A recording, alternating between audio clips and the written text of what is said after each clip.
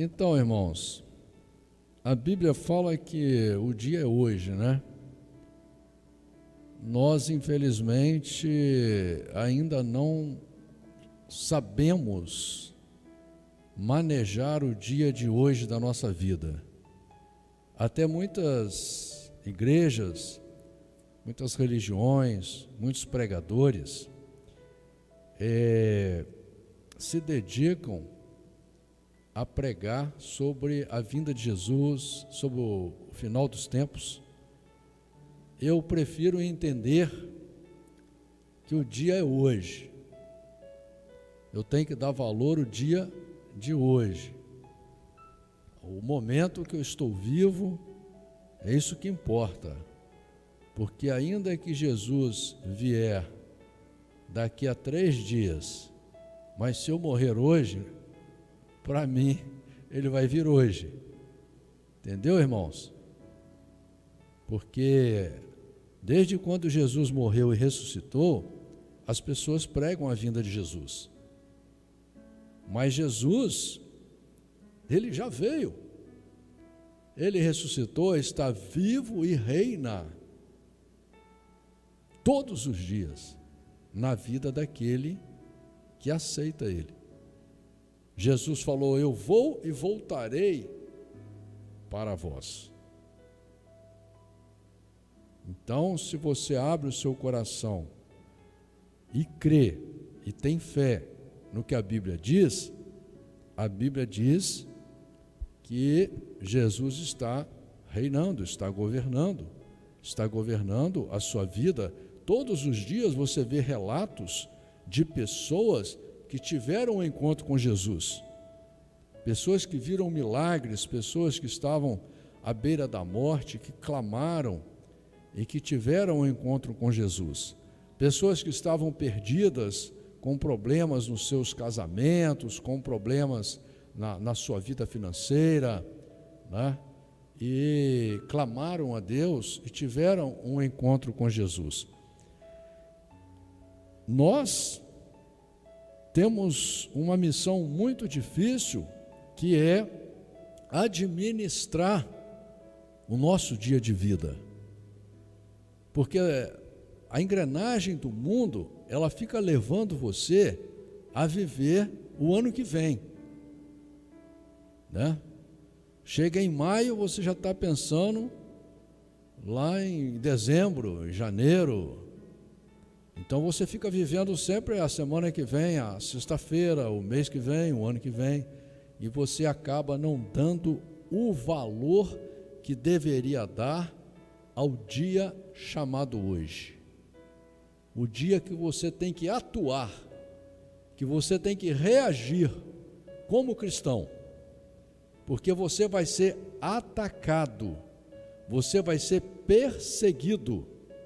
Lá no livro de Salmos, no capítulo 91, a Bíblia fala sobre os laços do passarinheiro.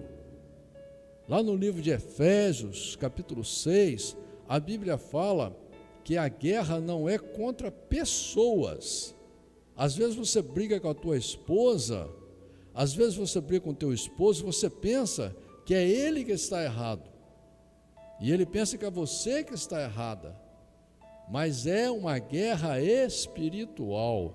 O diabo está entrando na sua mente e colocando pensamentos do inferno em você.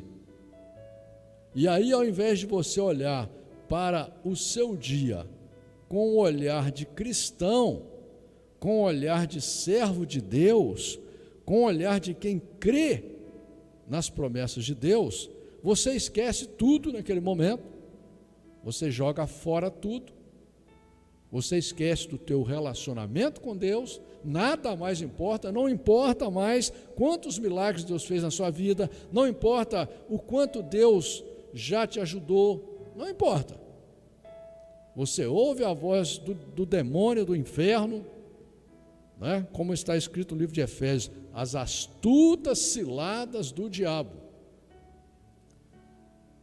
O diabo não avisa que é ele que está fazendo isso na sua vida. O diabo não avisa que é ele que está botando um pensamento ruim em você. E todo pensamento de rixa, de briga, de confusão, de inveja, de ciúme, é do inferno. Todo pensamento de egoísmo é do inferno. De Deus é só você ler Gálatas capítulo 5, que você vai saber o que provém de Deus. É só você ler 1 Coríntios capítulo 13, você vai saber o que vem de Deus. E nós temos que tomar a posição de servos de Deus para construir o nosso futuro. Jesus falou: construir tesouros no céu. Como que você vai construir tesouro no céu se você está aqui na terra? É através da mudança do seu pensamento, é você lutar contra o seu gênio. Uma das coisas que mais separa as pessoas de Deus, uma das coisas que mais separa as pessoas do amor, uma das coisas que mais prejudica as pessoas é o tal do gênio da pessoa. Que a pessoa não se apercebe disso. A pessoa nasce com aquela maldição, com aquele gênio ruim, e ela quer morrer com aquele gênio ruim. Ela quer morrer, não adianta Deus entrar na vida dela. Não adianta Deus dar uma Bíblia para ela e mostrar que a luta é contra ela. Examine-se o homem a si mesmo. Você tem que examinar você e você tem que lutar contra você. Mas tem gente, não, eu sou assim, eu vou viver assim, eu vou morrer assim. Deus não te chama para isso não, meu irmão. Deus vai te abandonar. Livro de Crônicas, Deus fala claramente: se me buscardes, me achareis. Se me deixardes, vos deixarei. Estarei convosco enquanto estiver comigo. É assim que funciona. E quando você não toma a decisão de mudar, de lutar para você se converter, Deus não se agrada, Deus se aborrece com você. E nós vemos ali a história de Caim e Abel. Os dois eram filhos de Deus. Deus não fazia diferença entre os dois. Mas quando os dois levaram a oferta para Deus, Deus não aceitou a oferta de Caim. Por quê? Caim tinha pensamentos ruins, tinha um coração mau. Deus falou para ele: Caim, tire esse pensamento da sua cabeça. Se você continuar com esse pensamento da sua cabeça, ele vai crescer e ele vai tomar conta de você. E o que aconteceu? Ele ouviu a Deus? Não. Ele deixou o pensamento crescer e, por inveja do irmão, o irmão não tinha feito nada contra ele, ele matou o irmão.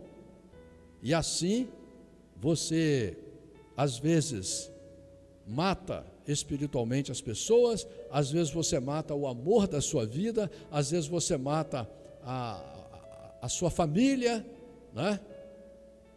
E às vezes você se mata também espiritualmente, porque não ouve a voz de Deus. Judas Iscariotes andou com Jesus, o ministério de Jesus inteiro. Jesus avisou para ele, Jesus sabia que ele ia trair Jesus, depois de ver todos os milagres, depois de participar de tudo. Jesus avisou para ele, não adiantou, ele não ouviu a voz de Jesus. Ele preferiu ouvir a voz do demônio, a voz do inferno, e foi lá e traiu Jesus.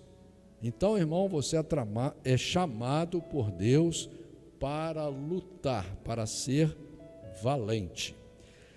Estamos lendo o livro de Marcos no capítulo 11, que diz a palavra do Senhor assim: e logo que se aproximaram de Jerusalém, de Betfagé e de Betânia, junto do Monte das Oliveiras, enviou 2 dos seus discípulos e disse-lhes: ide à aldeia que está defronte de vós, e logo que ali entrardes, encontrareis preso um jumentinho, sobre o qual ainda não montou homem algum.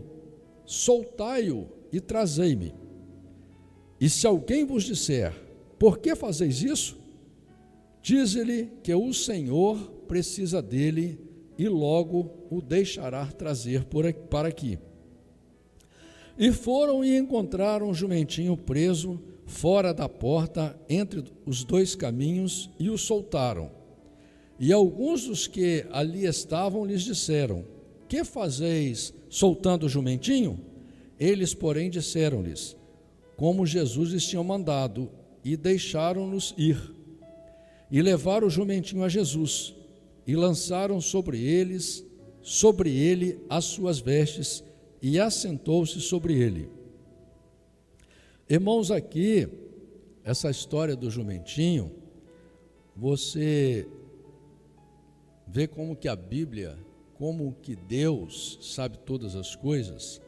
Lá no livro de Gênesis, no capítulo 49, versículo 9 em diante, Jacó já sabia dessa profecia. Jacó já sabia que isso ia acontecer. Um homem simples, mas que tinha intimidade com Deus. Lá no livro de Zacarias, capítulo 9, versículo 9, já havia também essa profecia, que se cumpriu quando Jesus pede para buscar o jumentinho, se cumpre essa profecia de Zacarias, capítulo 9, versículo 9.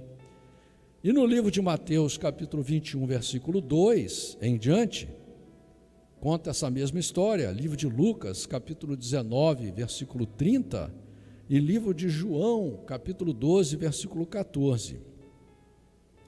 E muitos estendiam as suas vestes pelo caminho, e outros cortavam ramos de árvores e os espalhavam pelo caminho. E aqueles que iam adiante e os que seguiam clamavam, dizendo: Hosana, bendito o que vem em nome do Senhor. Bendito o reino do nosso pai Davi, que vem em nome do Senhor. Hosana nas alturas. Eles estavam citando essa frase porque eles estavam cumprindo também uma profecia que havia lá no livro de Salmos, capítulo 118, versículo 26. Eles estavam repetindo o que estava escrito lá em Salmos 118, capítulo 118, versículo 26. E Jesus entrou em Jerusalém, no templo, e tendo visto tudo em redor, como fosse já tarde, saiu para Betânia com os 12. E no dia seguinte, quando saíram de Betânia, teve fome. Isso aqui é importante, porque Jesus, como homem, ele tinha fome. Como Deus, ele ressuscitava as pessoas. E vendo de longe uma figueira que tinha folhas, foi ver se nela acharia alguma coisa. E chegando a ela, não achou senão folhas, porque não era tempo de figos. E Jesus falando disse à figueira: nunca mais coma alguém fruto de ti. E os seus discípulos ouviram isso.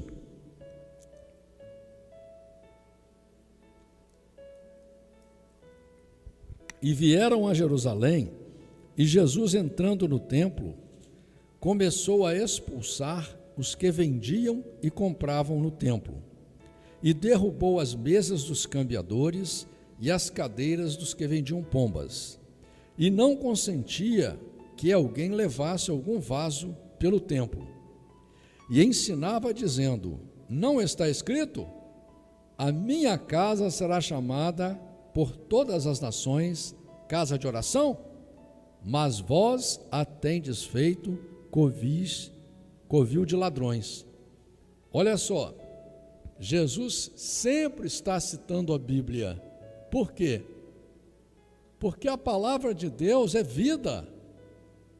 O cristão, quem segue Jesus, tem que andar conforme a palavra, tem que analisar as circunstâncias da vida conforme o que está escrito na Bíblia. E você vai ver que Jesus citou aqui, livro de Isaías, capítulo 56, versículo 7. Livro de Jeremias, capítulo 7, versículo 11. Lá no livro de Mateus, capítulo 21, versículo 13. Livro de Lucas, 19, 46. também Jesus cita essa mesma palavra. Então, para você ver que é muito importante entender que a igreja é de Deus. Jesus está aqui confirmando a importância da igreja, da casa de oração, que é um lugar de oração, é um lugar de falar com Deus, é um lugar de ter um encontro com Deus. E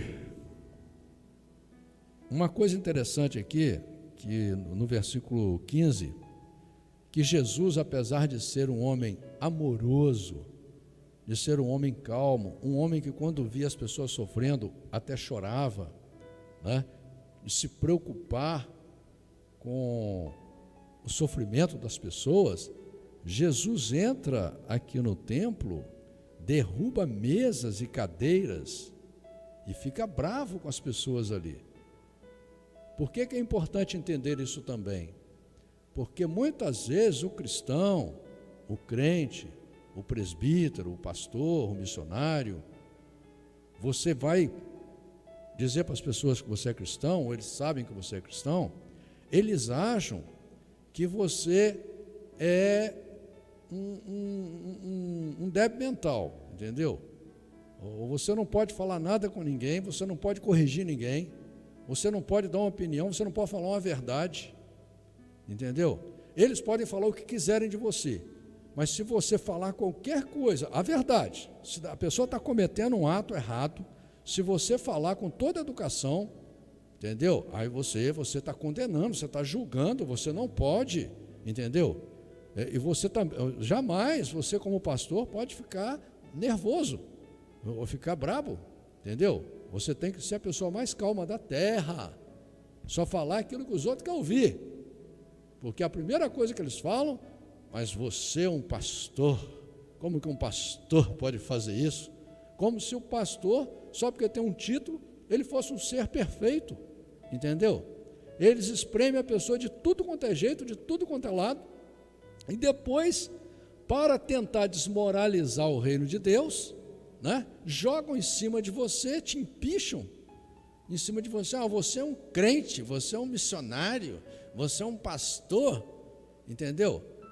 Então, não se iluda, eu não abaixo a minha cabeça para ninguém. O que é certo, o que é errado. Se eu tiver que falar, eu vou falar, entendeu? E não aceito acusação falsa de ninguém, porque o meu relacionamento é com Deus. Quem me deu o título de pastor foi o próprio Deus que me chamou 2 horas da manhã para ser pastor. Eu tenho compromisso com Deus, não tenho compromisso com ninguém aqui na terra, nem comigo, porque se eu tiver errado e você me acusar de estando errado, eu vou concordar com você. Eu não tenho esse negócio de escondido com Deus, não sou perfeito, de jeito nenhum, sou um simples servo de Deus que luto todos os dias para ver se consigo andar na linha de Deus, na palavra de Deus. Não sei, talvez eu morra com 100 anos, eu não vou conseguir, porque eu não sou perfeito. E sou perigoso, se me apertar um pouco, eu não sei o que vai acontecer, entendeu? Porque eu tenho um gênio nervoso, sou nervoso, entendeu? Não adianta eu falar que eu sou... Não, entendeu? Agora, não acho correto as pessoas acusarem o outro, né? Atenta o outro, depois, você é pastor, olha, pastor, né? Seja você também crente, não atente os outros, né? Ou seja você de Deus, não atente os outros. Então, irmãos, é importante entender isso também, né?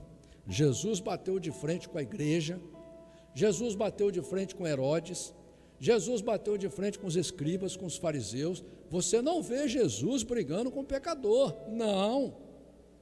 Jesus está sempre de braços abertos com o pecador que queira se converter, que queira deixar o pecado, entendeu? Tanto é que Jesus fala para Maria Madalena, vá e não peques mais, entendeu? Jesus chama a gente à conversão. E os escribas e príncipes dos sacerdotes, tendo ouvido isto, buscavam ocasião para o matar, pois eles o temiam, porque toda a multidão estava admirada acerca da sua doutrina. E sendo já tarde, saiu para fora da cidade. E eles, passando pela manhã, viram que a figueira se tinha secado desde as raízes. E Pedro, lembrando-se, disse-lhe: Mestre, eis que a figueira que tu amaldiçoaste se secou. E Jesus, respondendo, disse-lhes: Tende fé em Deus, porque em verdade vos digo que qualquer que disser a este monte, erga-te e lança-te no mar, e não duvidar em seu coração, mas crer que se fará aquilo que diz, tudo o que disser lhe será feito. Por isso vos digo que todas as coisas que pedirdes orando, crede receber e tê-las eis. E quando estiverdes orando, perdoai, se tendes alguma coisa contra alguém, para que o vosso Pai, que está nos céus, vos perdoe as vossas ofensas. Irmãos, eu quero falar sobre o versículo 21, que aqui Jesus, quando ele falava lá atrás, no versículo 14, que Jesus fala para a figueira: nunca mais coma alguém fruto de ti. E agora ele diz na volta que essa figueira se secou, ali houve um milagre, e Deus diz que você tem poder também para fazer isso, para fazer milagre. Mas Jesus aqui dá um exemplo, sabe para quem? Para o crente, aquela pessoa que Deus tira do mundo, né? Que estava vivendo lá sem relacionamento com Deus, sem conhecimento de Deus, aquela pessoa que não tinha vontade de ler Bíblia, não sabia nada da palavra, às vezes apenas ia numa igreja, era apenas um religioso sem compromisso, e Deus chama essa pessoa. Você vê que essa figueira aqui estava cheia de folhas. Deus chama essa pessoa, né? A pessoa está cheia de versículo bíblico, cheia de conhecimento, cheia da ação de Deus sobre a vida dela, mas ela não quer dar frutos. E quando Jesus vem para ter um encontro com essa figueira, assim como você um dia vai ter um encontro com Jesus, um dia, quer você queira ou não, Jesus virá ao seu encontro, porque nós que estivermos vivos na vinda de Jesus, seremos julgados por Jesus, e os que estiverem mortos ressuscitarão para uma ressurreição de julgamento. Então encontraremos com Jesus.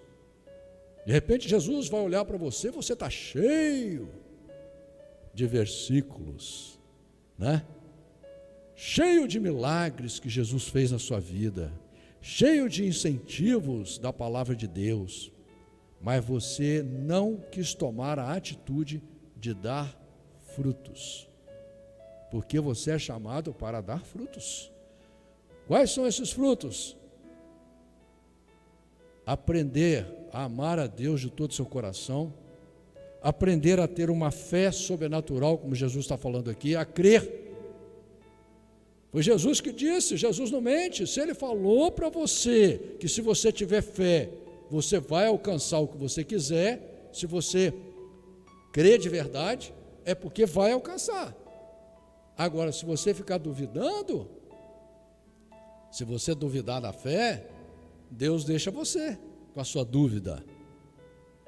Se você, ao invés de crer na palavra de Deus, você crê no pensamento que o demônio bota na sua cabeça, Deus vai deixar você com o pensamento que o diabo bota na sua cabeça.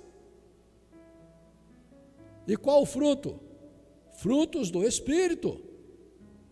Aprender a amar direito a sua família, aprender a respeitar, admirar e levar sempre Deus para a vida da sua família em primeiro lugar, que a pessoa mais importante no mundo é você, a primeira pessoa que você tem que converter é você, A primeira pessoa que você tem que trazer o bem para a vida dela é você, porque se você não tiver o bem dentro de você, se você não tiver a palavra de Deus dentro de você, se você não tiver o amor de Deus dentro de você, você não vai ter nada para dar para ninguém. Você só tem briga, confusão, problema para dar para os outros. Agora, quando você traz o reino de Deus para dentro de você, você terá frutos para dar para as pessoas, né, que fazem parte da sua vida. Aonde que é o mais difícil? As maiores guerras, irmãos, são dentro da família. Os maiores ódios estão nos casamentos. As maiores batalhas negativas que dilaceram o coração, a alegria de futuro, estão dentro da família. E isso é responsabilidade de cada um de nós, de andar conforme a palavra de Deus, né? Então, todos nós precisamos de dar frutos. Louvado seja esse Deus maravilhoso.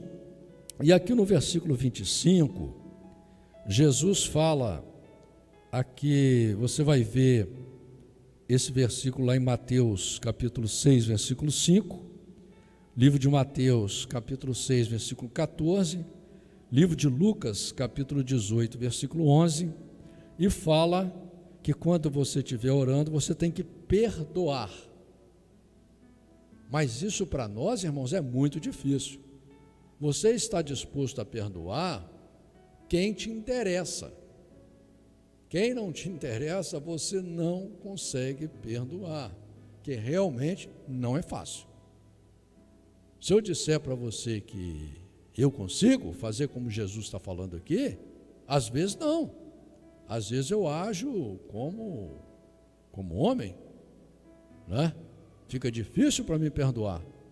Mas toda vez que eu lembrar que eu sou um servo de Deus, que eu estou lutando pelo meu futuro, que eu estou lutando para servir a Deus, para fazer a vontade de Deus, a vontade de Deus, ela vai ter que ser superior à minha vontade, senão eu não posso dizer que estou servindo a Deus. Como é que uma pessoa pede para você, olha, vai ali, pega um copo d'água para mim, que eu não posso sair daqui da cama e eu estou com sede. Você vai dizer não. A pessoa fala assim, mas você não é meu servo? Você não está aqui para me servir? Como é que você vai dizer não se você é o servo da pessoa? Se você diz que é servo de Deus, que é o que a gente mais ouve por aí, né? Não, sou servo de Deus. Você é servo de Deus, mas não quer servir a Deus, não adianta, né? E para nós, para todos nós, é muito difícil isso daí. E Jesus fala aqui, olha, mas se vós não perdoardes, também o vosso Pai que está no céu vos não perdoará as vossas ofensas. Até por isso que Jesus dá aquele modelo lá da oração do Pai Nosso, que as pessoas usam como oração, mas é um modelo de relacionamento com Deus, né? Que você pede para Deus, Senhor, perdoa as minhas ofensas, assim como perdoa aqueles que me ofenderam. Entendeu? E aqui lá no livro de Tiago, no capítulo 2, versículo 13, você vai ter também um entendimento importante sobre isso. Versículo 27. E tornaram a Jerusalém, e andando ele pelo templo, os principais dos sacerdotes, e os escribas e os anciãos se aproximaram dele, e lhe disseram, com que autoridade fazes tu estas coisas? Ou quem te deu tal autoridade para fazer essas coisas? Mas Jesus respondendo disse-lhes, também eu vos perguntarei uma coisa, e respondei-me, e então vos direi com que autoridade faço essas coisas. O batismo de João era do céu ou dos homens? Respondei-me. E eles arrazoavam entre si, dizendo, se dissermos do céu, ele nos dirá, então por que o não crestes? Se porém dissermos dos homens, teremos o povo, porque todos sustentavam que João verdadeiramente era profeta. E respondendo, disseram a Jesus: não sabemos. E Jesus lhes replicou: também eu vos não direi com que autoridade faço essas coisas. Também é muito importante essa palavra aqui, irmãos, porque primeiro, Jesus mostra que Ele sabe a sua intenção. Jesus sabe a sua intenção. Jesus sabe a intenção do seu coração. Entendeu? Não finja para Jesus. Por pior que seja a sua situação, por mais pecado que você cometa, por mais falho que você seja, por mais fraco que você esteja andando, quando você se aproximar de Deus, seja sincero com Deus. Abre o seu coração e fala a verdade para Deus. Porque o que está matando o crente hoje é o crente soberbo, o crente arrogante, é o crente fingido, o crente hipócrita, o crente que acha que está tudo bem. Está todo mundo mostrando para ele que ele está errado. Mas ele está com ódio dos outros que estão mostrando para ele que ele está errado. Ele acha que está certo. Entendeu? E não muda, não quer mudar. E aqui, Jesus deixa claro que Ele não tem satisfação para dar para ninguém também não. Apesar de Deus ser amor, apesar de Jesus ser maravilhoso, de Jesus amar a gente todos os dias, desejar o melhor para nós, mas Ele não vai se curvar aos nossos pensamentos miseráveis, Ele não vai concordar com o seu pecado, Ele não vai concordar com a sua maldade, não vai, entendeu? Com a sua má intenção. Portanto, a primeira coisa que você faz quando você quer se aproximar do Senhor é ser sincero, entendeu? Amém?